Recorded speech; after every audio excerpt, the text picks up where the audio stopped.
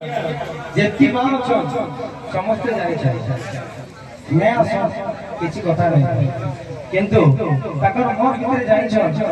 पूरा केते जंत्रणा जेन माने भगवती माता जेन भी अछि जे जन्म करछ से का जाने बसे जे पूरा एते जंत्रणा ताजी बोले मासिना जानी परे